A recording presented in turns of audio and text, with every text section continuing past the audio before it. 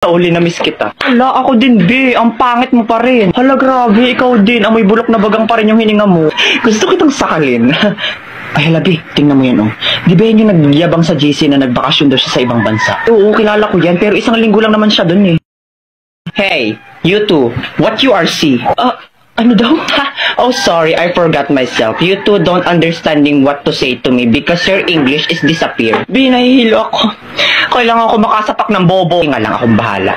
Hoy, ang kapal ang mukha nito, pa English ka pa, ay mali-mali rin naman sinasabi mo. Saka isang linggo ka lang naman nagstay sa ibang bansa, pa ganyan-ganyan ka na, ay mukha ka pa rin naman talangka. What? Talengka? Talengka? Ay kung hampasin kaya kita ng talangka para matahuan ka. Well, it's nothing anymore my problem. I mean, mathematical equation that I don't understanding to say what you to me. You too dead hungry. Hoy, yung totoo, nag-a-addict ka ba o natukhang ka sa ibang bansa? Huh? Why is me going to be addict? Don't you know that I'm smarter than the teacher of international in the Philippines? Like, duh, my average is 99.99% of germs. Matalino ka? Ay, anong magagawa mo pag sinikmuraan kita mismo dito? Go try. I am not afraid anymore. I will go sumbong you to my bodyguard. Bayaan mo na yung besi, tara na. Ewers, mga loser. You can't even talk English to me. Ay, wait. Papatulang ko to.